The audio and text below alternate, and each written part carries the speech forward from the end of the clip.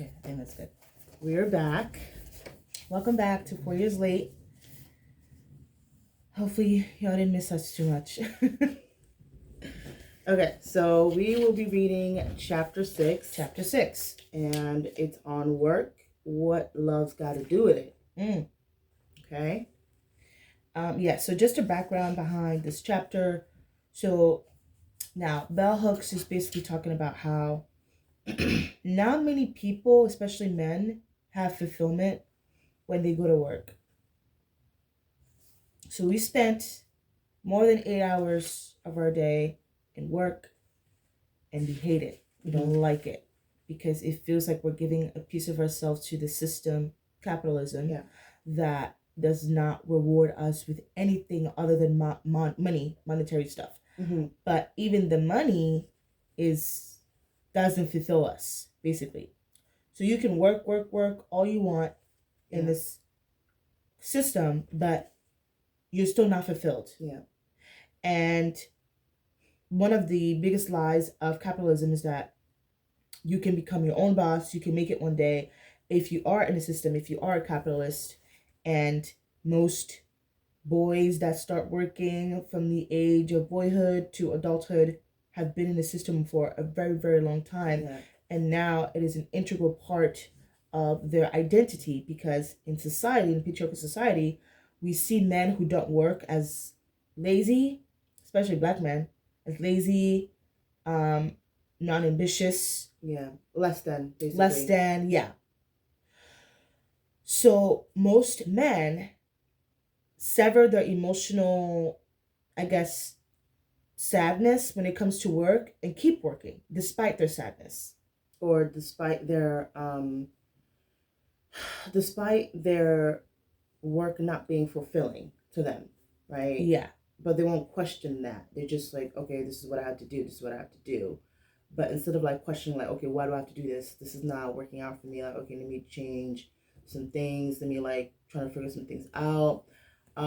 Instead of like, trying to like redo the work, they just rather just like keep going. Until, they bury themselves in the work. It's kind of like last chapter when we talked about how, when Bell Hooks mentioned that they actually want love from sex. So therefore they want to have more sex. But they don't step back and say, hey, this activity is not fulfilling me. Let me redirect my actions. No, I want more of that. So this is what work is for them too, is that, work is not fulfilling for you. Okay. You don't take any joy from working the job that you're working, all of that, but you bury yourself in your work even more. So actually, I want to start off with the passage. So Bell Hook mentioned a journalist, and this journalist wrote like a passage on the betrayal of the American men, and this is what it said from Susan Faludi. So Susan Faludi documents the reality that most men, especially older men, feel that changes in the validation and nature of work, as well as competition with women from jobs, rob them of the pride in being providers, creating what she called masculinity crisis.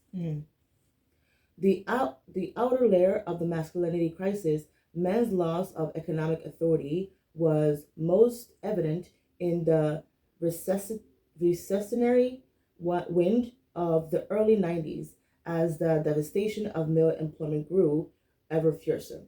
The role of family breadwinners was plainly being undermined by economic forces that spat many men back into a treacherous job market during corporate consolidation and downsizing. Even the many men who were never laid off were often gripped with the fear that they could be next, that their foothold as providers were frontally unsteady.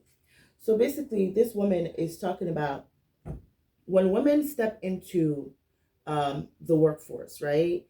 That was a threat to the men, because now the value of being a provider decreased, right? Because women are in a workforce now, they don't have the upper hand anymore to use that to coerce women to do whatever they want. Now women make money now, So now women don't need you as a provider anymore. There has to be more incentives in that. So they see that as a threat, right? So they see that as a threat. They see that, okay, this is a hit towards my masculinity, because it is through me making money and me coercing women that is where I feel more masculine, right?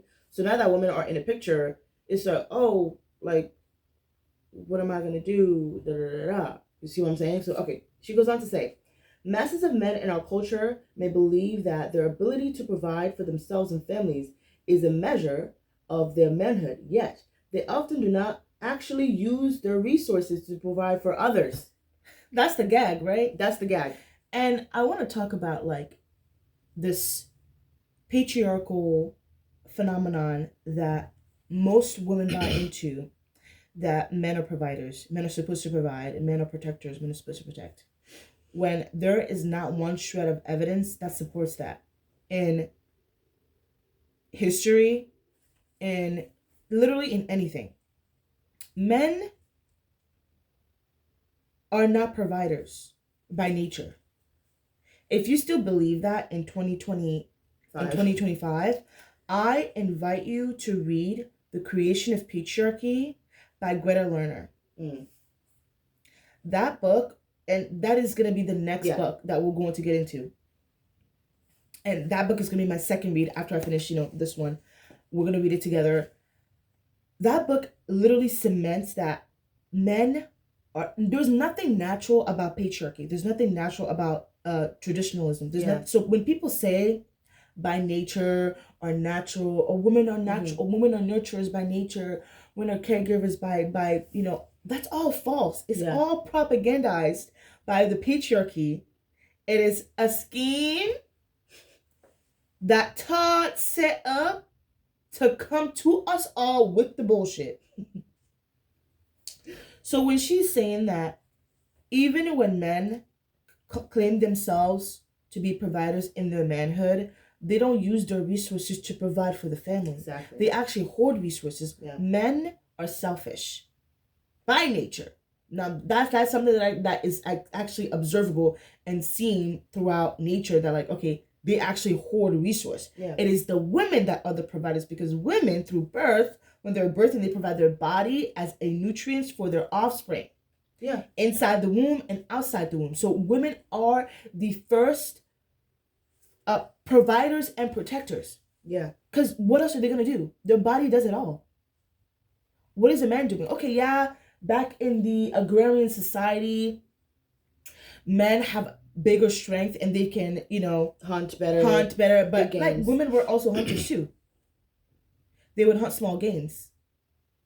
So this idealized, I guess, like everyday sexism and everyday patriarchy that women also buy into, that men are providers and all that, is 1000% false. They are not. Because another author, Barbara, I cannot spell that last name. I think she's German.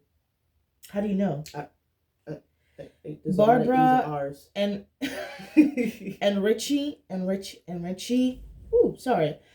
The Heart of Man was one of the first book highlighting the reality that many men were not eager to be providers.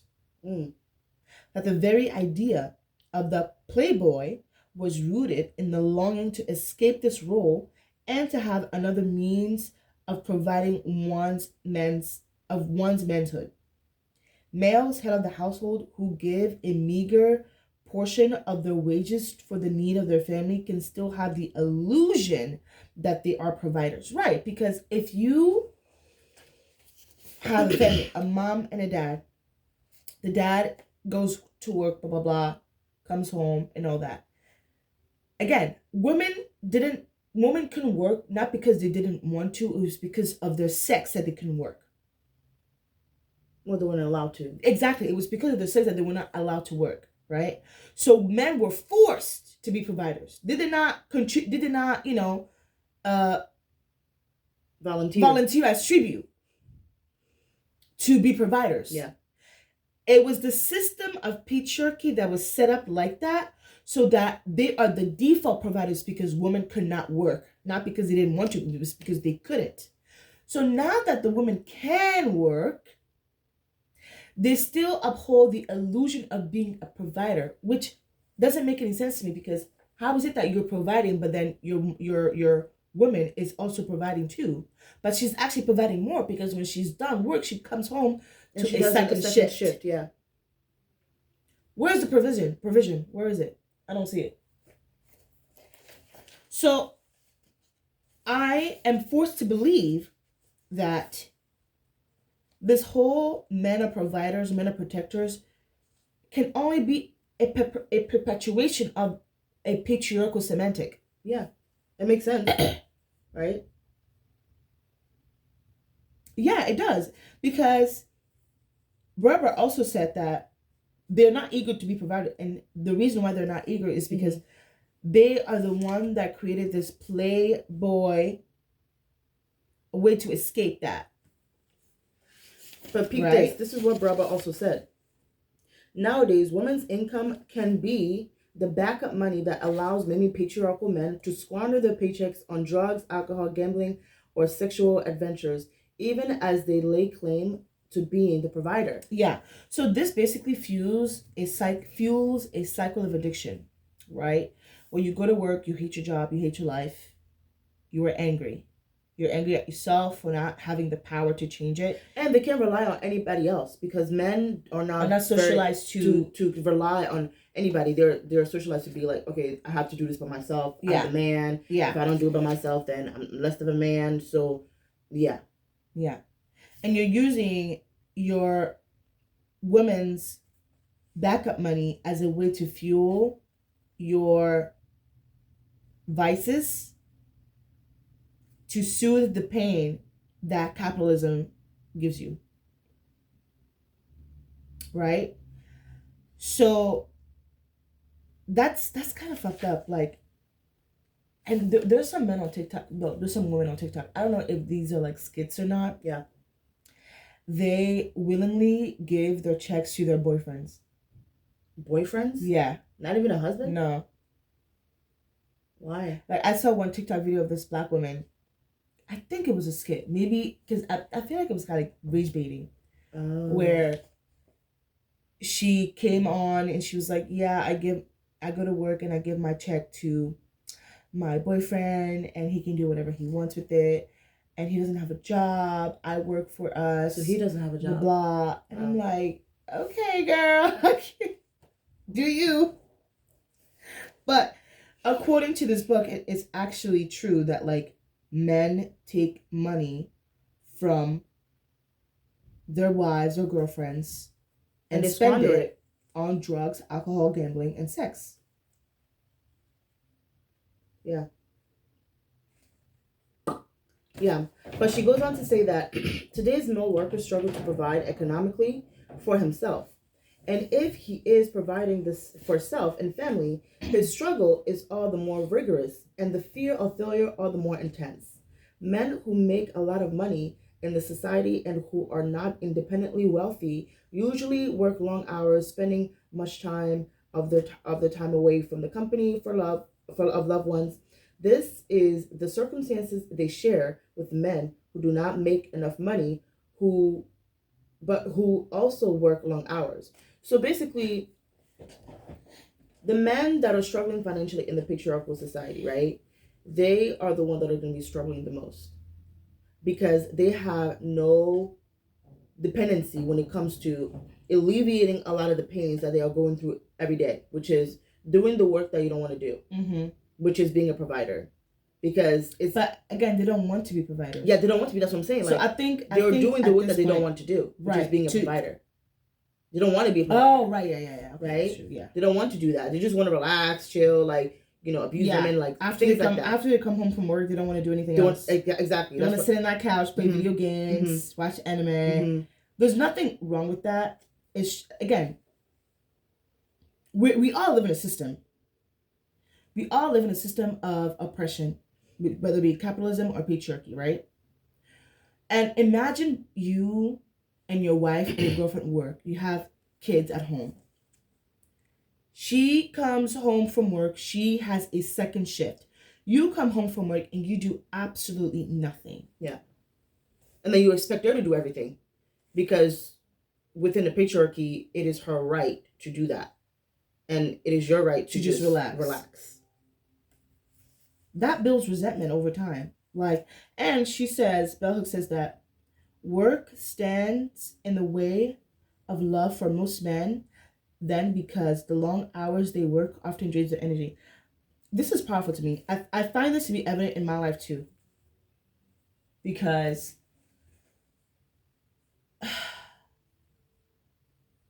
like what is the point of all of this? What is the point of all this shit? Yeah. What is the point of life if there is no love? It is literally worthless, right? Mm-hmm. So love is the core of everything that we do, right? We work so that we can eat. And I love food. And I can actually use that word love when it comes to food, right? Same. I love my kids. I love, my sisters, my brothers, and all that. But the more time I spent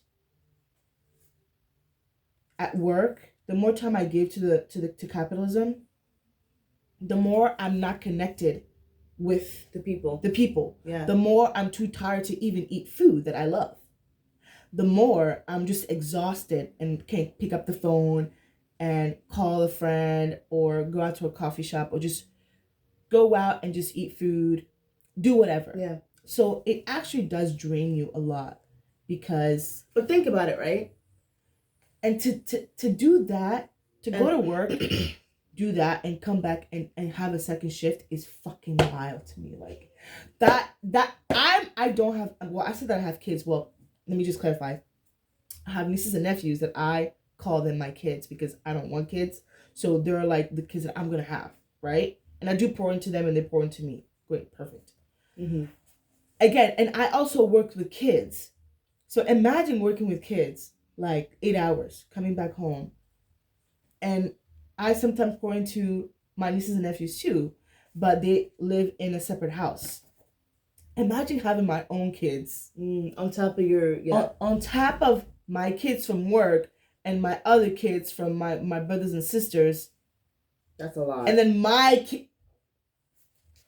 No, I can't do it. No bueno. So, but I think this statement assumes that men want to love. Which one again? This one. Work stands in the way of love for most men. Then, because the long hours they work often drains their energy. I mean, I feel like Bell Hooks assumes that they want to do the work of love. If anything, this quote would be fit for women.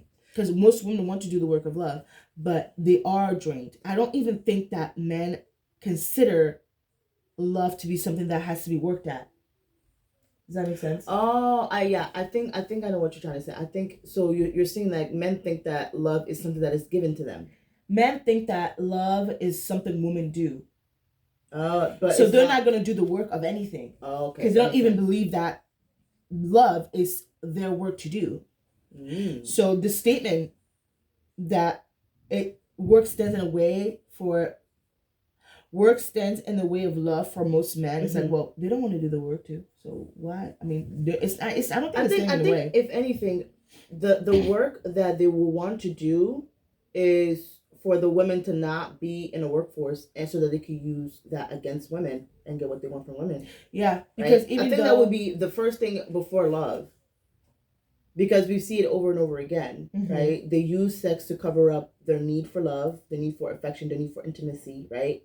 So now, why are we going to assume that, because they were working long hours, it is taken away of them not loving, when we know that they can't love under patriarchy, right? So why even assume that? And I think that's that she truly believes that men are redeemable.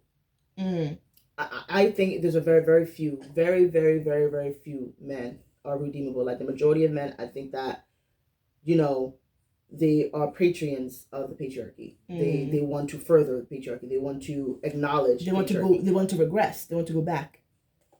So, yes. So, but yeah, she also says this little passage I thought was really interesting. There is very little research that documents the extent of which depression about the nature of work leads men to act violently in their domestic lives. Contemporary patriarchy has offered disappointed males workers a trade-off. The perks of manhood that a depressed economy takes away can be redeemed in a realm of sexual through domination of women. So basically, bell hooks is talking about contemporary patriarchy, right? The men are disappointed with what patriarchy has to offer in from the 1990s all the way up, right? The men are saying like, hey, like what patriarchy has benefited me, has offered me, I'm not receiving that. But they're saying this is going to be the trade-off. This is going to be the perks. Mm-hmm. The perks is that if you have money, you can get women. Oh no, you can. It says the perks of manhood that a depressed economy takes away can be redeemed in the realm of sexual through dominating of women. Yeah. So if you have money, I can use that money to get women or to dominate women. But now women are in the workforce, so you're basically fucked. I mean, because the women that were not in the workforce would sell themselves for sex, right? But because most, if not all, women are in the workforce, it's really hard to even buy sexual favors from women. Yeah, because she also said, when that world of sexuality is not fulfilled, male rage. So, like, sex is very important to men. Yeah, extremely important. And when they don't have that access to the women that they want, they become rageful, they become violent, they become, unhinged, basically, right? And that is one of the perks that patriarchy, offers men. Is sex and women. So if I can get the work to get the woman, then like, bro, I want a refund. And it's like, yo, like you can actually get women if you were just nice. No, not being nice. You have to I'm not saying because like, even nice guys too are not really nice guys. I don't know. Because like, at the end of the day, you want something from a woman. Whether it is their time, their energy, their beauty, their proximity, right? Men always want something. But women only want love. I don't think men only want love. No, I said women only want love. Like the trade-off is that, the counterpart of that is that women, if you ask any woman what they want from a man is love. I think now women want men to leave them alone. I think now. I don't even think women want love from men anymore. But most women will still hold on to the hope that maybe one day love will find them. Through a man? Yes. Because the patriarchal gaze is something that it's not going to be eradicated in this lifetime. I'm sorry. Really? It's too early. This book was written in the early 2000s. I mean, yeah. Okay. Early 2000s is not that far away. It's exactly. only 25 years away. Exactly. So we haven't even scratched the surface yet. Okay, well, I don't know. I think with the way technology is moving, right? With the way, like social media is moving, I think women are finally waking up and they are choosing for themselves. They're choosing their safety instead of love. They really are choosing their safety because they know that love is dangerous, or love can be dangerous. Mm-hmm. Especially loving a man can be dangerous. Mm-hmm. So would I rather choose or have the fantasy of wanting a love from a man, or choosing my safety away from him? Some women are like, they will see the reddest flag and pursue it. Those are the pick-me's that we have to talk about. Right. Like, yeah. And I'm not judging. I'm not judging nobody. Like, this is just like, this is literally the gaze of patriarchy. Yeah. And how much of a hold it has on our psyche. On our psyche, like, yeah. And you can only do the work to really deconstruct patriarchal values and norms and systems in your life, only to find the person that you. Anyways, yeah. Okay, what else did you talk about? She talked about women have to work and also come back in a household and pick up a second shift, and how like you know. She talked about how the household labor, the division of labor is still the same even after women are in the workforce, and how women are basically pleading to the man to do more of the emotional labor in a household. Yeah. But men still think that the emotional labor is a woman's job. It's a woman's job, yeah. And I want to read this quote. Domestic household certainly suffers when sexism decrees that all emotional care and love should come from women. In the face of the reality that working women, like their male counterparts, often comes home tired to deliver the emotional goods. Sexist men and women believe that the way to solve this dilemma is to not encourage men to share the work of the emotional caretaking, but rather to return to more sexist gender roles. They want more women, especially those with small children, to stay at home. So you're telling me that the women want more emotional labor and caretaking from the men. The men also wants that too. No, the men's suggestion is that we should go back to traditional gender roles. Right? But it doesn't really solve anything. So, hey.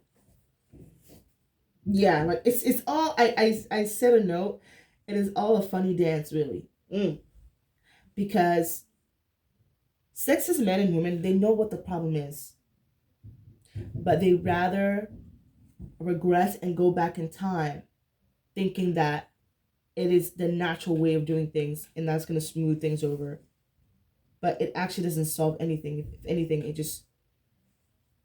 Yeah. You're just adding to your own demise. Yeah.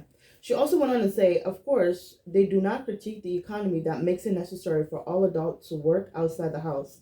Instead, they pretend that feminism keeps women in the workforce. So, instead of, like, critiquing the economy, like, you know, why is the economy bad? Why are women, like, going into workforce?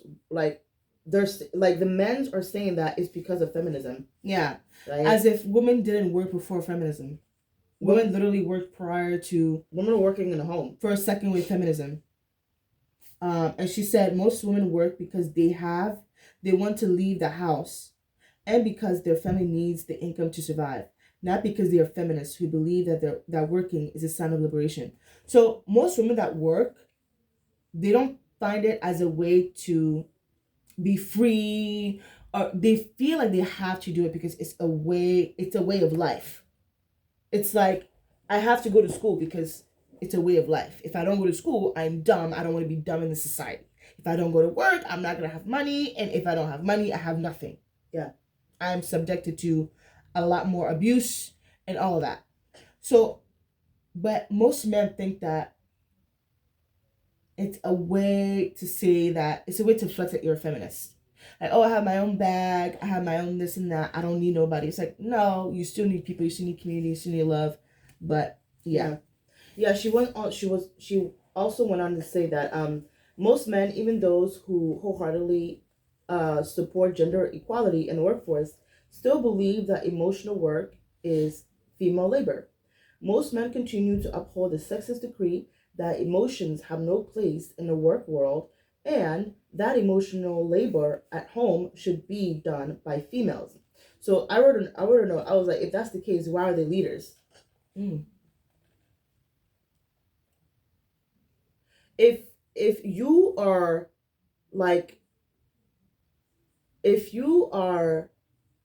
basically reducing your emotions because emotions have no place in the workforce, that makes no sense. It is because of women's empathy, right? It is because women are empathetic towards people. That is why they are much more advanced, in my opinion. Yeah. I think it is because women have more in tune with their emotions. Yeah. Not even that. They can plot every emotions on people's faces. They can foreshadow certain things. Way better than men. Because they have been in communities longer and they have been oppressed longer too. Yeah. So they know. So they know. That's crazy. Because no matter the oppression, no matter the subjugation, all of that, women still have empathy. Yeah. And I'm going to conclude that it is a learned thing. Yeah, it is not something that comes naturally. So I feel like certain emotions are gendered too, and I don't like that. What do you mean? Certain emotions like love. If we say that love is an emotion, they say that, well, that's like a woman's emotion. Like men can't feel that. Yeah. So I'm going to sever myself from that. Yeah. Or empathy. They don't like, most men like that because it is a learned behavior, learned emotion, and all that. But they will still see that as, okay, well, women need to do that. Because they attribute those as weaknesses. Yeah, anything female is like a sign of weakness. Yeah, or anything feminine is like weakness. It's like, no, that's actually making you stronger, because you're able to connect better with your person or with other people, right? Like, what if like somebody comes to you and say they're having like a crisis or whatever like that, and you're just like a stone wall. Yeah. And you can't even comprehend what they're trying to say. Right? It's like, you're like, how can you be the head of the household? How can you be a leader? Or say that you're a leader and have no empathy on the people that you lead? And have no understanding of the situation that you're in. No self-awareness. No nothing. Like, that's, again, I believe that they put themselves there. They put themselves as leaders. Like, you need to be elected to be a leader. I'm sorry. Like, if you are in a heterosexual relationship, the man is not the leader just because he has a dick or he's a man. He has to be proven to lead. You have to prove yourself. And like, why can't there be two leaders? Or why can't it just be a partnership? A partnership, yeah. Yeah. Why is it that one has to be the top? And I told you. Again, I know the answer. Talk to me. It's religion. Most people are religious, some way or form. Right? So it's religion. So men use the Bible to say God created men first and Eve is supposed to be the helper. That is how you cement that ideology that men are rightfully, their birthright is to be a leader. Ooh, I just thought of something. Do you know how like the Trinity is like, you have God the Father, God the Son, and the Holy Spirit, right? Mm-hmm. But it's like a hierarchy, right? Right? And then after the Holy Spirit, you have the man, the woman, and the children, right? Another hierarchy. And then capitalism is also hierarchy. You have the 1% and literally everybody else, right? Or if you want to take it further, you have the 1%, you have upper middle class, working class, lower class, all that, right? Okay, cool. So let's go back to the religion, Christianity, for a second. The Trinity is a triangle, right? But with each point of the triangle, you have God the Father, God the Son, and the Holy Spirit. Okay. Sometimes the Trinity is just a hierarchy. It's like a straight line, and then you have God at the top, blah, blah, blah. What I'm getting at is this. Christianity, as a theology, claims that there is only one God, and God shows up in 3 different ways. God shows up as the Father, the Son, and the Holy Spirit. But it is the same Spirit, right?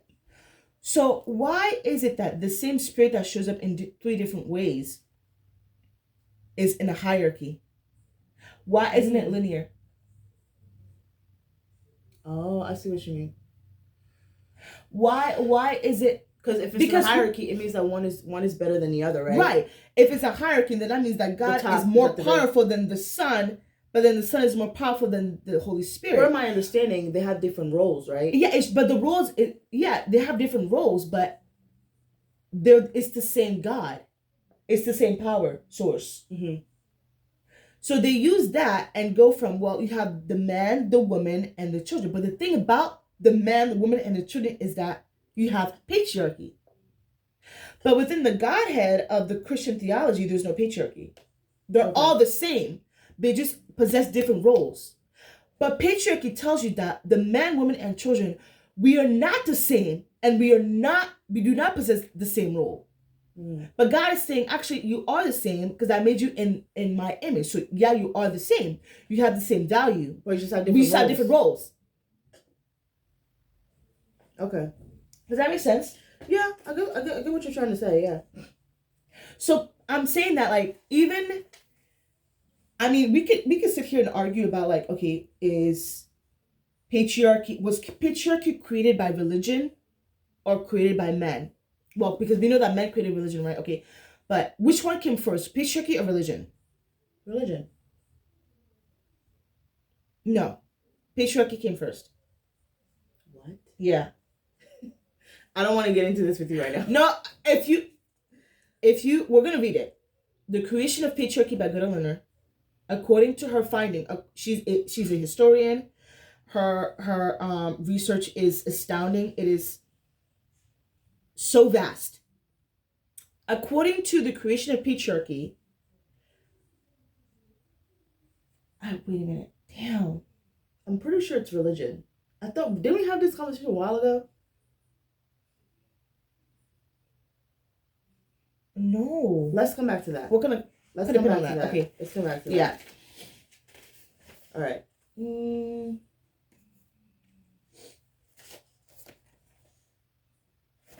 Yeah, so I mean, most of this chapter is basically about, like, work, and she goes on and talks about movies and shows that portrays really bad work-life balance. Yeah, and masculinity. Yeah, and how it reinforces. Yeah, masculinity. Yeah, and how it reinforces the patriarchy and sexism, and basically, most of the protagonists, who are males, they figure out that patriarchy was bad near the end of their life. Usually, they're fired from their work, and then they go on to a search to find themselves, and then they realize that they have given themselves to the patriarchy, and in return didn't really see anything fulfilling from that. So she mentions Life as a House. I've never seen that movie. And she talked about how the images of these men that are growing up.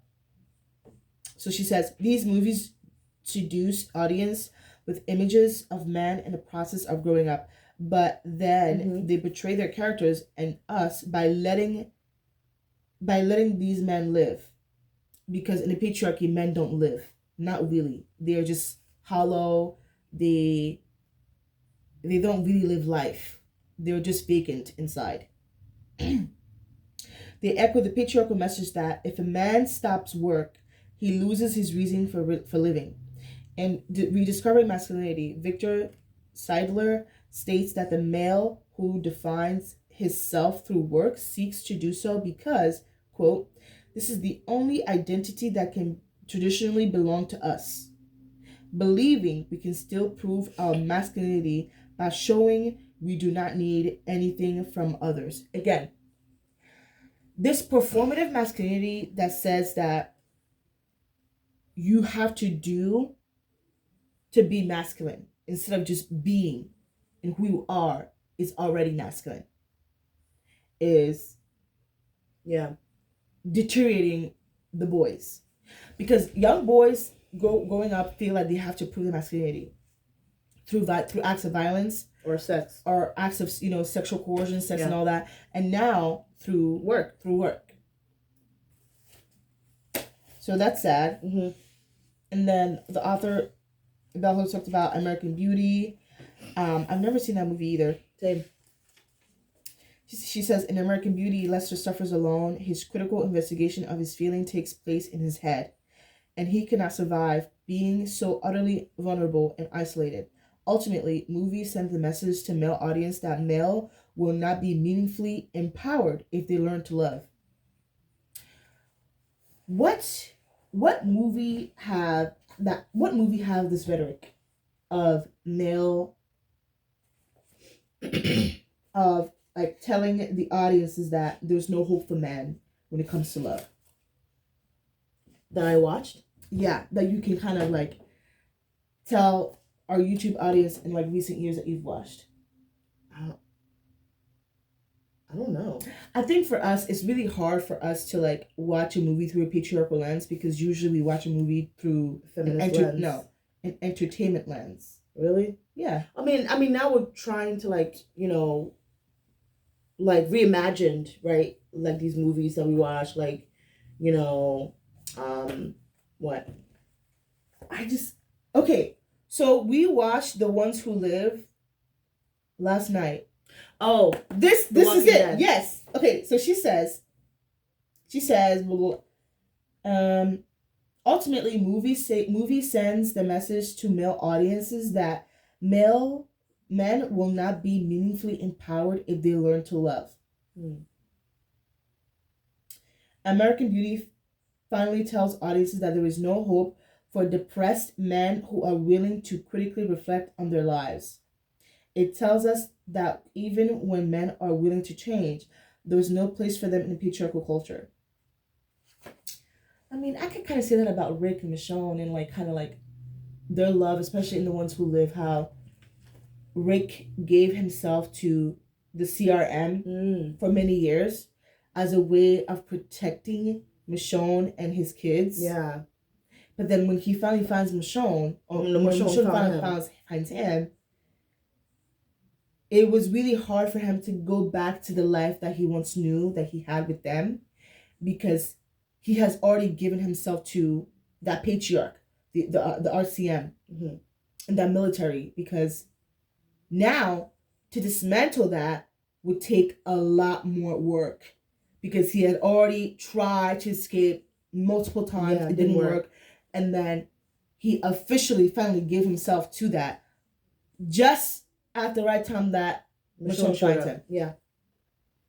But, I mean, the movie really didn't portray the work. I mean, the show did portray the work, because he also said that they took away Carl from his memories. So he feels like he can't really leave, because if he leaves, then Carl is going to stay with them because they took that away from him, which I thought was really powerful. But I want to bring it back to men willing to change in the patriarchal culture. I would say that the RCM was a patriarchal culture. And they had to leave, and Michonne was his way out. And when they finally got out, they are like free of the patriarchy. And it was all because of love. Which is something that Bell Hooks talked about. Yeah. No, I think The Ones Who Live was a 10 out of 10 masterpiece. Oh yeah. It portrayed a love that is just very like, you don't see that very often. I mean, I've never seen that anywhere in real life. I mean, granted, it's fiction. Yeah, it's fiction. But it's one of those where you're like, damn, like, wow, that is just so real, so grand, so amazing, so powerful. Yeah. Right? It's that type of like show that moves you, that you have a lot of more energy, you have a lot more hope, you just have a lot more good things. And I'm so glad we got to see his redemptive power, because even here, Bell Hooks says that pop culture offers us few or no redemptive images of men who start out emotionally dead. I would say that when we were watching The Ones Who Live, Rick was emotionally dead. He was emotionally stunted because he poured into many escapes. He cut off his hand, and he was just emotionally dead. And the only way he could feel was through his dreams. And that was taken away from him too. Yeah, when he couldn't dream about Carl anymore, which that was just so sad. And then his dreams, when he was dreaming about Michonne, it was interrupted. So it's kind of like you can kind of see him slowly being turned off. Yeah. And even when he's reconnected with Michonne, he was still not emotionally connecting with her. Yeah, he said he was scared. Yeah. He said that not because now that he saw her, it's real now. Yeah. And he can't escape that. Because if something were to go wrong, he's going to have to bear the responsibility of that. Right. And that is the scariest thing for him. Because at least in his dream, he can fantasize about their happily ever after. But now that Michonne found him, it's like, oh my God, like, this is actually happening. Like, what if I actually lose you? That's why he tried to do the whole escape thing without him coming and, trying to get her to leave and him staying behind. Yeah. And Michonne really didn't understand that. Like, what happened to you? Like, why are you like this? Like, what happened? But I would say that's like a pretty good redemptive I would male say so. image, and love is actually at the center. Yeah. We really don't see that a lot. Yeah, that's the gag. Love was the like core of their redemptive story, and it makes it like so much more. Yeah, and I really do hope that men watch The Ones Who Live in a patriarchal and a feministic lens too, because you don't see that a lot, because you really see men just suffer for nothing. And it's like, and I think too, if I could talk about Daryl for a minute, I'm sorry, y'all. Y'all, we went on the Walking Dead spree for like a month. We watched the whole seasons of The Walking Dead, and we just finished The Ones Who Live yesterday. So it's a lot of like fresh, fresh. But I want to say, Daryl to me as a character,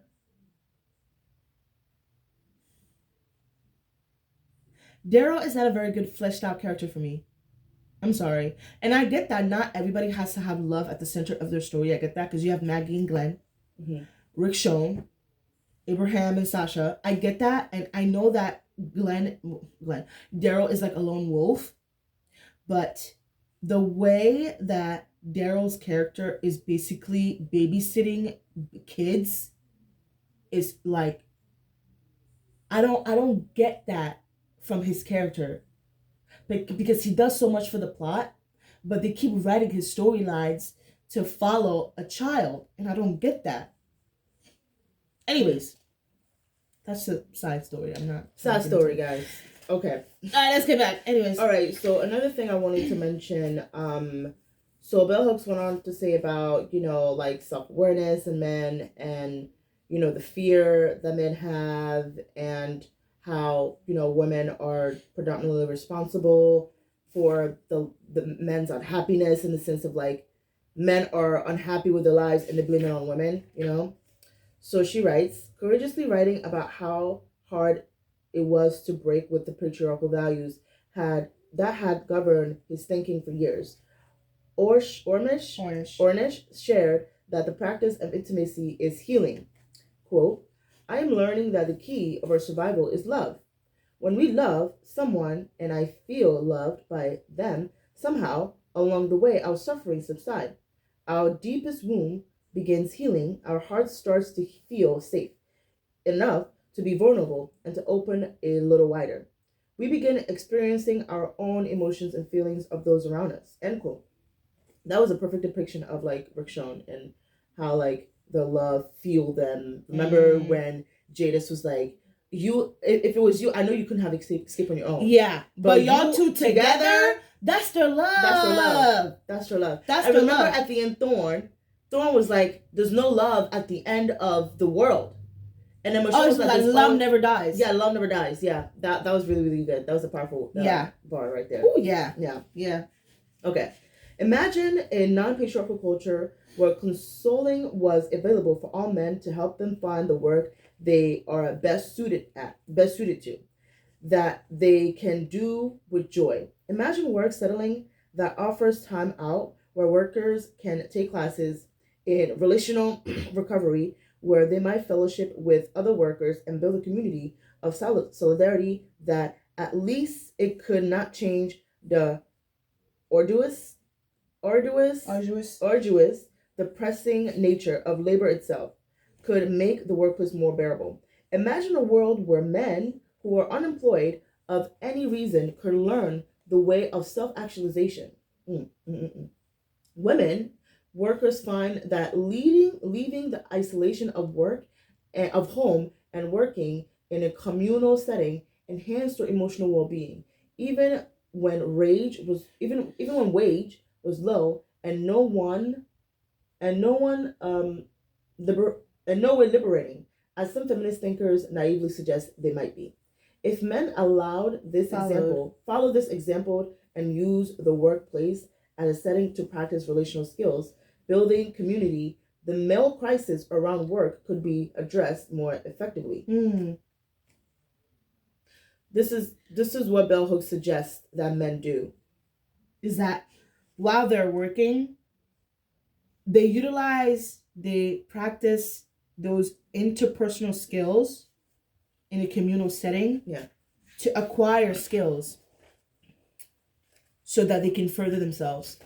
Because when you're in community with people and you're talking with them, whether it be at work or church or whatever setting that you're at, you are able to exercise certain muscles, understanding, patience, compassion, like all that attribute that it can only be done in a communal setting. Yeah. But man just wants to go to work. And I get it. Like, people just want to go to work, make the money, and go home. That's me too sometimes. Because I don't want to have to, like, share about my life, think that we're friends for you to stab me in the back. Like, I've seen that at work where, like, people can be, like, nasty. Yes. Oh, yeah. I mean, that. People can be nasty. And that is all a part of capitalism. Because capitalism don't want us to be friends. They want us to compete. Yes. They want us to compete for the promotion, for climbing the corporate ladder and all that. So you see people as your enemy instead of utilizing your time at a company to further whatever it is that you want to further. So what she's suggesting is that, like, men really need to practice their relational skills and build their emotional side, because that's lacking. Yeah. And I have to agree. Yeah. I think it could help. Yeah, for sure. That's all I got for this chapter. What do you have? Pause. Okay. Okay, so that's basically it, right? Okay. So what do you think Bell Hooks did not mention that you think she should have about this chapter? Let me read what I wrote. Oh, okay, go ahead. I said, this is what I wrote. Anyways, I said, though I like this chapter, I find that Bell didn't do a great job displaying how capitalism, is also ingrained in the culture, and escape the rat race is extremely hard. I would have loved for her to talk more about capitalism and how it permeates and destroys the lives of so many men identifying with capitalism because they bought into the lie of the American dream. By having a business, it can translate into something profound. Just because you have a business is not a profound thing. I'm sorry. You're just now a part of a bigger system called capitalism. So small business owners shouldn't have businesses? I didn't say that. I said they are perpetuating capitalism. So can you not have a capitalistic and still have a business? No, you would need to have capital, and most of that is business. Interesting. Really? Yeah, capital is business. But you're saying that's wrong, right? I'm saying I didn't say it was wrong. I didn't add morality to capitalism. I said they are part of a bigger system. Okay. But obviously the reason why most people want to have a business is because they want to be their own boss, or they have a good business plan, business model, blah blah. But I personally don't think it is the business that make you a capitalist. I think it's the values that makes you a capitalist. Because anybody can have a business, but are they really capitalist? Right? It's your values. No, it's your values that makes you a capitalist. What do you mean? I mean, capitalism is not only a practice, but it's also an ideology. Yeah, it's that's what I'm saying. Okay. It's your values. What you value. I would say it's both. Yeah. No, I don't think they necessarily are cohesive together. I don't think one has to follow the other. They have to be. They don't have to be. You can have a business and not be a capitalist. Name me one business. I don't know. Okay. That does not. Stop. All you have to do is name me one business. Like I said, it is your values, right? So now I have to get into your value. If you value, like, the traditional thing, any business wants to make a profit, right? But does that mean you're a capitalist? Okay, I want to make money. Does that mean I'm a capitalist? Do you have a business? I could have. Okay, let's say mom. Mom has a small. She has a braiding shop. Is she a capitalist? Yeah. Mom is a capitalist. Give me your phone right now. We're gonna. Let's do this. Wait. Let me see. Okay, so what are we doing? Define capitalism? Yeah. Okay, define capitalism. Okay. Capitalism is an economic system where private individuals own and control property and business for profit is based on the idea of private property, free market, and competition. Exactly. So yes, mom has a business and she is a capitalist because she has a business. Okay. Capitalism is tied to how you make your money. So then if you have a business, no. If you participate, we participate in capitalism. Yes. The 1% is a capitalistic oligarchy, whatever like that, and everybody else just participate in making that 1% rich through capitalism. Interesting. Anyways, okay. But that's what I wrote about, like, kind of, she didn't really. I mean, she just talked about work in general, but not capitalism as a structure and as a system. And as an ideology, too. Yes, and as an ideology and other ways of making money that is now rooted in capitalism. She did not really offer that here. I felt like chapter 6 was just mid, low-key, because, I don't know, I feel like she could have offered a lot more when it comes to work because we spend most of our lives working. And we are not fulfilled. Mm-hmm. And we have built resentment over time, and we release that resentment towards ourselves through self-harm in many different vices and to other people. So I felt like that was really lacking here, but that's about it. Yeah, I mean, the chapter was okay. I think I'm gonna second exactly what you said. Yeah, she mainly just talked about, how men blame feminism, obviously, and them not being fulfilled in their work, and them wanting to go back to the way things were. And she didn't really talk about capitalism, the system, and how to dismantle that. I don't think she kind of went into that. But yeah, I think this chapter is kind of short, but yeah, that's it. All right, we will see you on chapter 7.